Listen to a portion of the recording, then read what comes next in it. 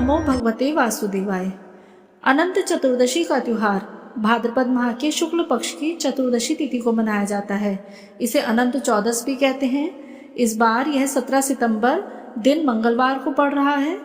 भगवान विष्णु और माता लक्ष्मी की आराधना की जाती है इस दिन, और इस दिन अनंत सूत्र बांधने की भी परंपरा है। इस दिन व्रत कथा का पाठ करना भी जरूरी माना जाता है। इस वीडियो में हम अनंत चतुर्दशी की व्रत कथा का श्रवण करेंगे, और व्रत कथा को पूरी सुनना आवश्यक माना जाता है, नहीं तो हमें इस व्रत का पूरा फल नहीं मिलता है। तो इसलिए आप इस व्रत कथा को पूरी श्रवण करिएगा।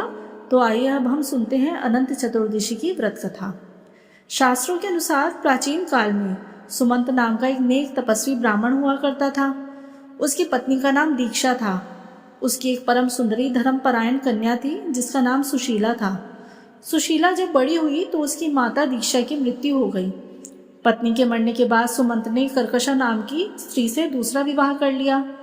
सुशीला का विवाह ब्राह्मण सुमंत ने कौंडिन्य ऋषि के साथ कर दिया।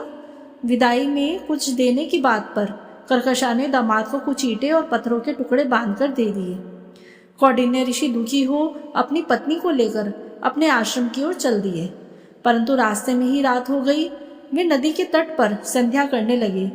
सुशीला ने देखा वहां पर बहुत सी स्त्रियां सुंदर वस्त्र धारण कर किसी देवता की पूजा कर रही थी। सुशीला के पूछने पर उन्होंने विधि पूर्वक अनंत व्रत की महत्ता बताई। सुशीला ने वहीं उस व्रत का अनुष्ठान किया और 14 गांठों वाला डोरा हाथों में बांधकर ऋषि कौंडिन्य के पास गई। कौंडिन्य ने सुशीला से डोरे के बारे में पूछा तो उसने सारी बात बता दी। उन्होंने डोरे को तोड़कर अग्नि में डाल दिया। इससे भगवान अनंत जी का अपमान हुआ। परिणामतः ऋषि कौंडिन्य दुखी रहने लगे। उनकी सारी संपत्ति नष्ट हो गई। इस दरिद्रता का उन्होंने अपनी पत्नी से कारण पूछा तो सुशीला ने अनंत भगवान का डोरा जलाने की बात कही। पश्चाताप करते हुए ऋषि कौंडिन्य अनंत डोरे की प्राप्ति के लिए वन में चले गए। वन में कई दिनों तक भटकते भटकते निराश होकर एक दिन भूमि पर गिर पड़े। तब अनंत भगवान प्रकट होकर बोले, हे कौंडिन्य, तुमने मेरा तिरस्कार किया था, उसी से तुम्हें इतना कष्ट भोगना पड़ा। तुम दुखी हुए, अब तुम्हें पश्चाताप किया है तो मैं तुमसे प्रसन्न हूँ। अब तुम घर जाकर विधि पूर्वक अनंत व्रत करो। 14 वर्ष पर्यंत व्रत करने से तुम्हारा दुख दूर हो जाएगा।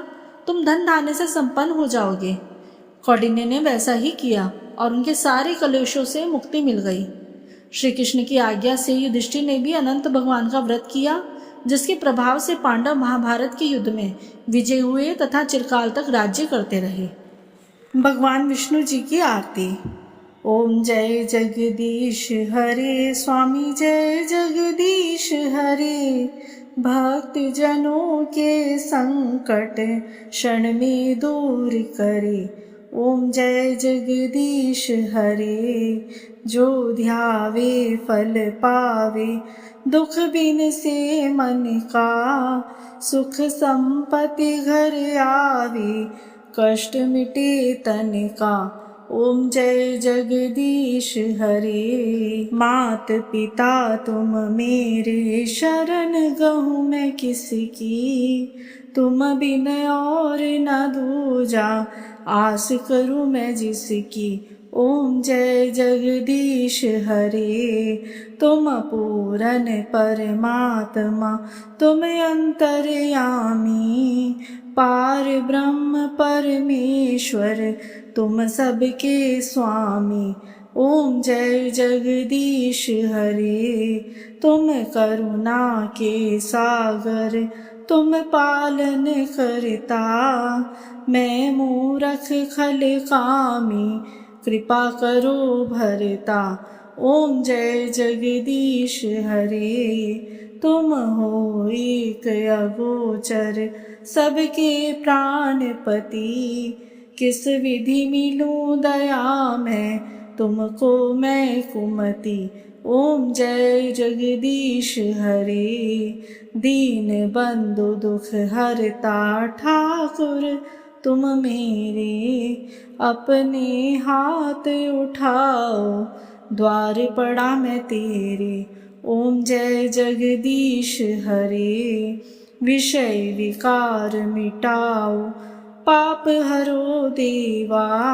श्रद्धा भक्ति बढ़ाओ, संतन की सेवा। ओम जय जगदीश हरे। तन मन धन और संपत्ति सब कुछ है तेरा, तेरा तुझको अर्पण क्या लागे मेरा। ओम जय जगदीश हरे। जगदीश्वर जी की आरती जो कोई नर गावे, कहत शिवानंद स्वामी मनवांछित फल पावे। ओम जय जगदीश हरे। त्वमेव माता च पिता त्वमेव बन्धु च सखा त्वमेव विद्याद्वरिणं त्वमेव सर्वं मम देव देव।